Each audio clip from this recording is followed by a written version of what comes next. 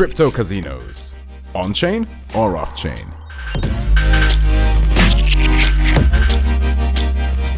Good morning, everybody. My name is Martin Sack. It's my privilege to be the moderator today for this panel on crypto casinos. Should they be on-chain or off?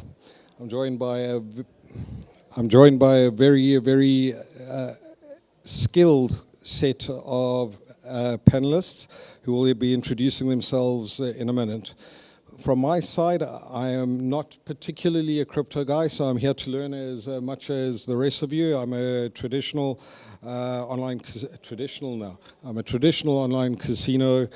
guy for the last 20 years, and for me, the best part of the crypto for me is getting it into fiat for play in the casino and getting it back out. That's my on and off ramp to this.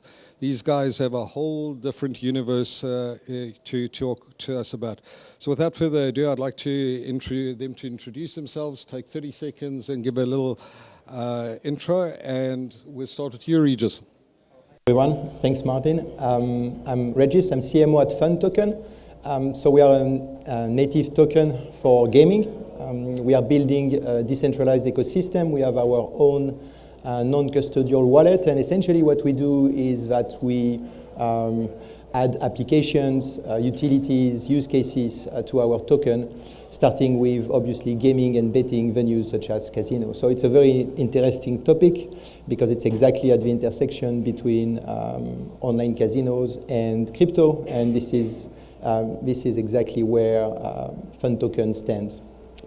Beautiful. Sammy. Good morning, everyone. My name is Sami Sipilä. I'm the CEO of Housemaster. Housemaster is working on to bring the more than $100 billion sitting idle in fiat on iGaming accounts to actual work. So there's a huge amount of unused assets, and our mission is to put those assets to work and gain that opportunity cost of hundreds of millions of dollars that there is at the moment.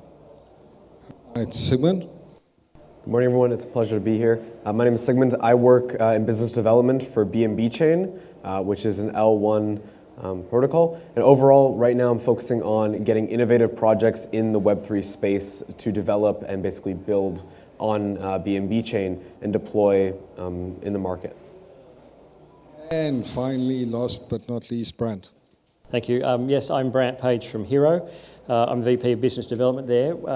Hero is building a bunch of decentralized liquidity protocols native to the Solana blockchain. So a large project across both finance and otherwise. And in one part of that is basically a gaming studio, so crypto games for operators actually running on the blockchain. So that's sort of our attachment to this side of things. Awesome. Well, just to start off with, let's get into the topic a bit. Crypto casinos, on-chain or off. The first question I would have, and I want to throw it out there to frame the rest of our discussion, is it either an on-chain or off situation, or is it an and? Is there a place, is there a continuum where both come into play? But before we answer that, I think it might be very, very useful to define what does on-chain and off-chain mean in the context of this. Who wants to have the first run at this? We can start. I think we can go back briefly to the history of online casino and online games. So obviously you have online as opposed to land-based. Then you have Bitcoin casinos, right? First you had Bitcoin casino, and then you have crypto casinos because you have several tokens, new coins, new tokens, as we know. So now we talk about crypto casinos, but it's still online, obviously, and that's essentially, Bitcoin and cryptos as a currency, right? So you have game providers adding those currencies, and those Bitcoin and crypto casinos, they tap into the liquidity pool from this new ecosystem, right? So crypto casinos are just targeting that segment of users. And then you have the other dimension, which is on the game side. So you have obviously online games with randomly generated numbers, and then we saw in line, a bit in parallel with the addition of introduction of those Bitcoin casinos, we saw like the probability fair type of games that was introducing more elements of cryptocurrencies, and resonating to that, also to that changing trend, to that new trend. And more recently, like the last 2-3 years, we have like a new wave of innovation with NFTs, GameFi, etc. As we know, with smart contract essentially, and that's bringing a brand new field of opportunities and possibilities, right?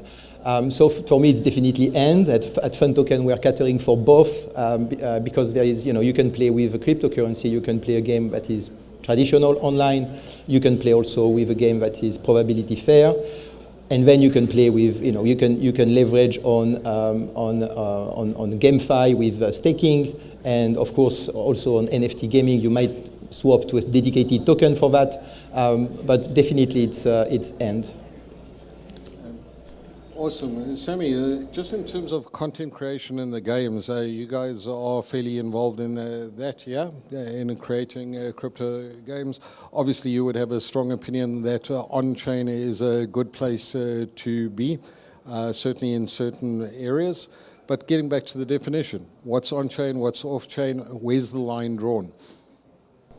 Well, you can debate how much you want to put on-chain, so you can put the entire casino, not just the games, but do you put all the casino's transactions, for example, on-chain as well? That would provide a full transparency. But does the casino, for example, want to provide full transparency in absolutely all the transactions? Where do we draw the line? Definitely, given especially the recent events, it would be great that if you show, for example, that your player assets, so the assets that you should have frozen all the time are on-chain. That would give a proof of collateral, basically, to the assets that you are managing. So it is really, where do you draw the line in this space? Content, as mentioned, blockchain games, they enable huge amount of new opportunities as well. Probably put it to you, depending on what jurisdiction you're in, this is something that has real consequences, right? If you're in a lily white, beautifully regulated jurisdiction, fantastic.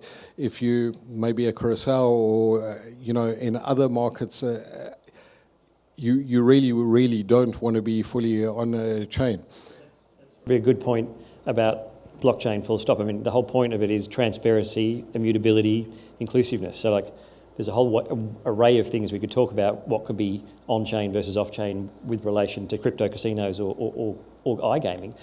Probably the person that framed this discussion, I would think, is maybe thinking most about custody of customers' funds, right? So do we start connecting Web3 wallets to crypto casinos so that the customers actually control their own funds in the event that something happens to the operator? I mean, particularly if the operator's in a grey or other jurisdiction and they disappear, and all of a sudden if you put 5 Bitcoin on there, it's gone. I think we can see exactly the sort of comparison to that with what's happened with a very large crypto exchange in the last sort of 10 days, where a lot of people, including myself, have lost a lot of money to something that seemed to be completely transparent or otherwise and has proved to be probably one gigantic fraud. So that, I think the custody of funds aspect is, I think, a pretty critical thing, and it's something that decentralisation can solve. There's no doubt about that. And then that doesn't have to go to your point then as far as does every transaction at the casino have to be on-chain or not? I mean, we can certainly get into the discussion of games being built on-chain. I mean, that's what we're doing in a sense, and we can integrate with any casino, whether they be crypto or otherwise. So yeah, there's a whole array of other things you could probably unpick, but I think that custody issue is probably the most important. Awesome. I'm just actually thinking from this from a personal point of view. You brought up the point there about bringing on-chain games into other casinos. So would you be suggesting that a traditional operator could be integrating? Definitely, yeah. I mean, we could do, with our core products, we could do that now. We've already got one operator sort of integrated with one of our key games. So, and it is running live with real money, on Solana. So just the other way around, are we converting fiat to coin to play the game and then back out into the player wallet? You can solve it. I mean, it's if the operator uses fiat, it's not difficult to sort of, for us as an integration, to sort of, the operator still has to hold some crypto. So the operator still has to hold USDC in our case.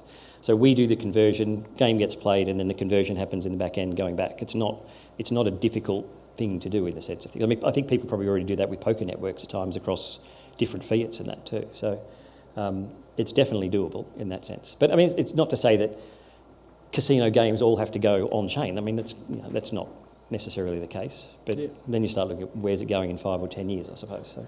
I mean, that is a thing with a 5 to 10 year route. Where are we going with this? I mean, for crypto casinos in general, before we even get to the on-chain, off-chain debate, is this a niche product or is this something that's got a bright future? Obviously, we were touched on Regis earlier the topics of NFTs, the metaverse, and things like this. And I think everybody here would have like a fairly strong opinion that there's going to be a lot of action in this space at some time frame, be it 5 years, be it 20. So let's talk about that a bit. Yes, sure. I'd like to backtrack a little bit and focus more on the user, on the player, and at the end of the day, money talks and the consumer decides, right? And there's a key word in gaming which is trust, right? And that's a key element. And then there's the user, obviously, different demographics enjoying different types of games. But as long as they trust the game, whether it's like traditional online or probability fair or on-chain because they can trace. If they trust, it's good enough from them. So we should not be like too radical on switching from one to the other because that's the reality. Will not be like that. So that's one important dimension, I believe, the trust of the players. And on-chain, you also have something that we just touched on, NFTs, right? So to me, you have NFT gaming, but as we talk about on-chain, it's obviously smart contract, NFTs, it's on-chain, and that has a big use case in terms of CRM. Player lifecycle management. Online casino have been very, very strong at that. It's for obvious reason. It costs a lot more to acquire players than to keep them, and the value is extremely high. So there's been a lot of development, and it's been at the cutting edge of players lifecycle management in general. And I think NFT is very obvious that they can bring CRM to the next level, and we know that.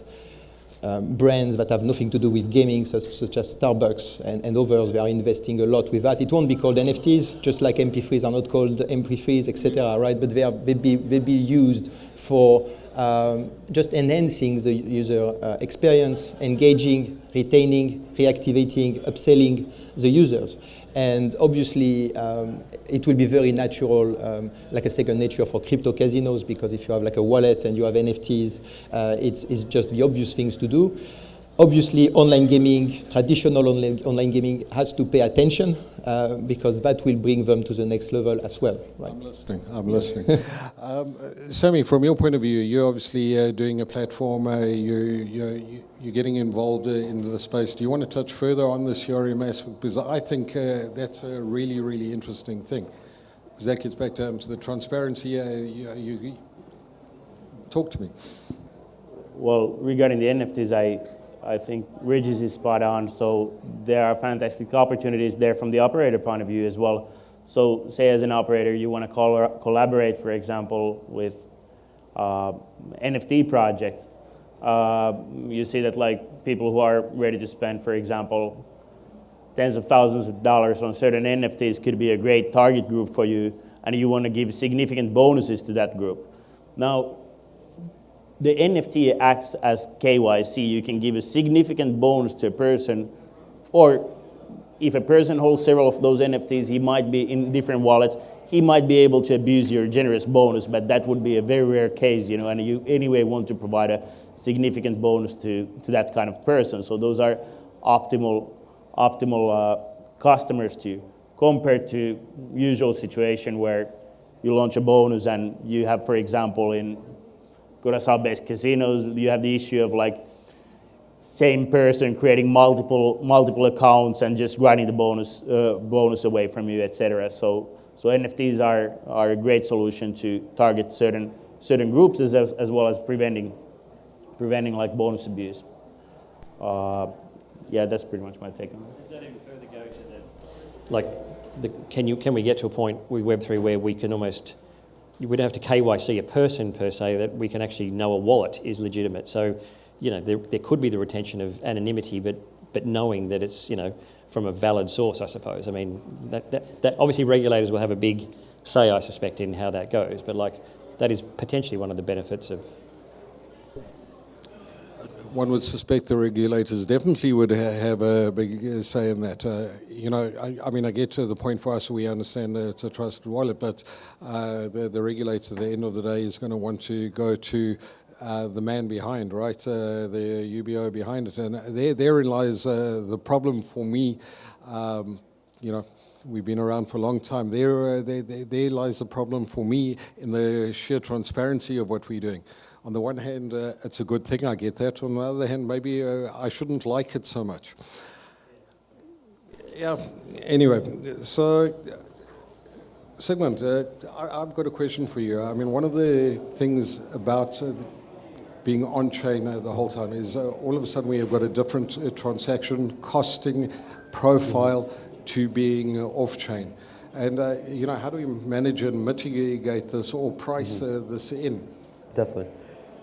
When you build on-chain, you obviously have a financial cost that is going to be associated with that. But when you really step out and like even just look at the larger industry, the value that blockchain provides as just an entire ecosystem far outweighs that in the short term. So a lot of projects, for example, whether that be within iGaming or even on the broader context, are most likely going to look at and say, you know, is this something short term that is going to be, you know, it's not as easy to build, obviously, comparatively on-chain to just doing something in Web 2. But the long-term benefit is going to be there. So you spoke about like the 5 years and 20 years. I think right now with the current just market that we already have, a lot of people are always hesitant to build, right? They're hesitant to jump into Web 3. They're hesitant to jump into building on-chain. And I think that's honestly a mistake, because now is the time when people should be building, when they should be developing the technology. They should be really getting ready for whenever that next bull run may be. And in terms of that specifically with BNB Chain, I mean, just on an L1 level, we have some of the lowest fees in the entire space, right? We have the transparency, we have the efficiency, we have the effectiveness, we have everything else in terms of the actual L1 layer, which people are already building on top of. And we just with BNB Chain alone, we have 1,400 D apps, we have 1 million daily active users, we have 2 million weekly active gamers just on chain alone. So for a lot of people and projects, it's quite evident that the opportunity to build on chain is an opportunity that is really here and still early for a lot of people, and that people should take advantage of, just considering the ecosystem that's being built around it and the future potential that projects will have that build on it.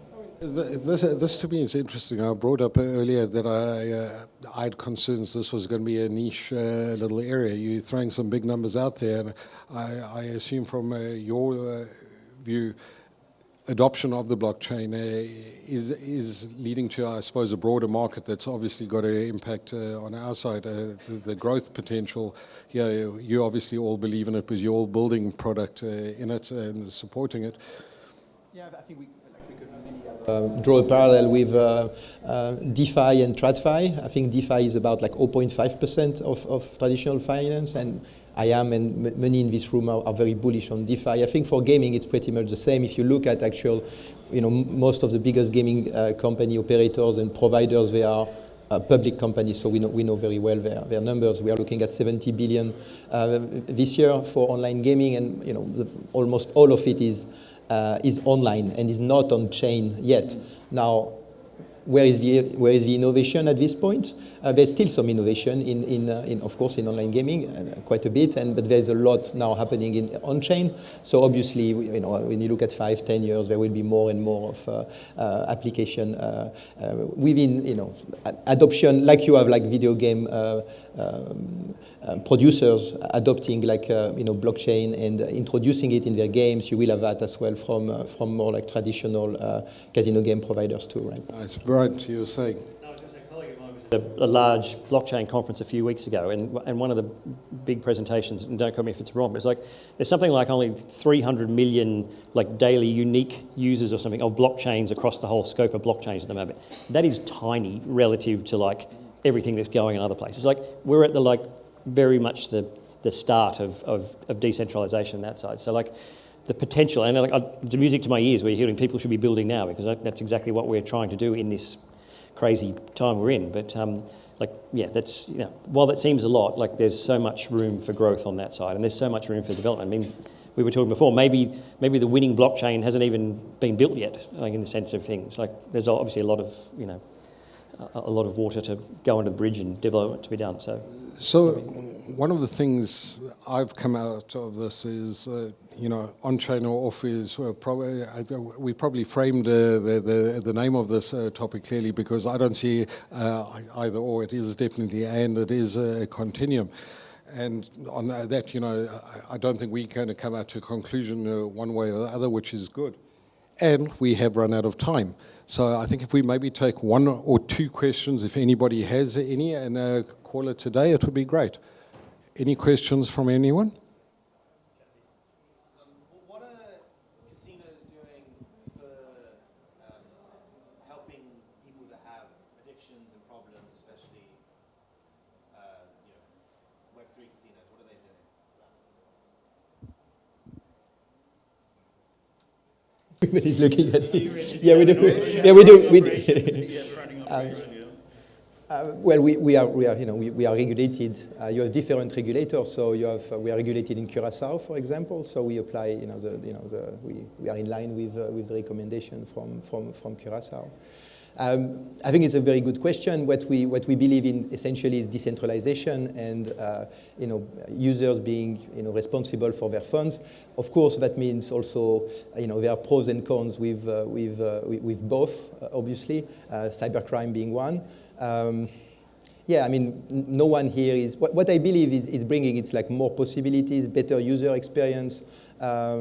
And I think regulation will come also to Web3 casinos the same way it's coming to any casinos, and no one I think it's not it's something we are scared of. It's good somehow, right? But I hear the question, and I'm just actually trying to come to grips with it myself in terms of responsible gaming.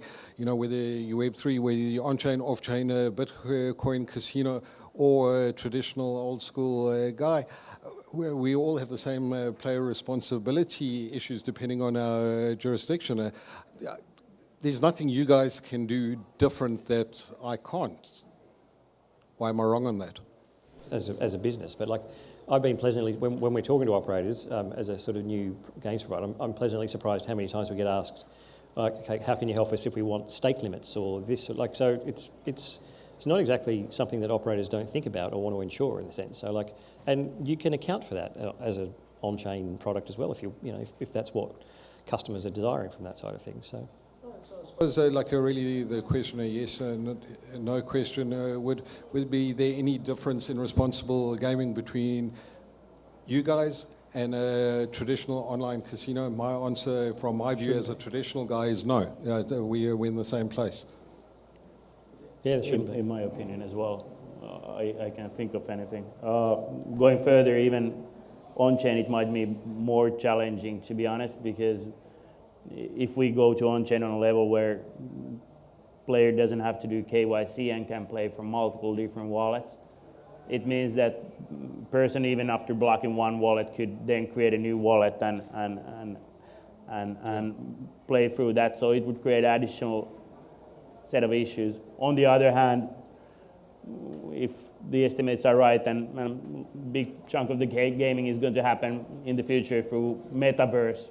So then you can block certain metaverse characters, for example, if you're living your life through in a virtual reality, then you can ban your virtual character probably as well in the future. So those are the measures that have to be taken in the future as well. That's a really interesting point, and I think it's food for thought. Gentlemen, I want to thank you very much for your time. That was an interesting discussion. I think I learned quite a bit myself. It's certainly food for thought for me, and I hope you guys enjoyed it. Thank you.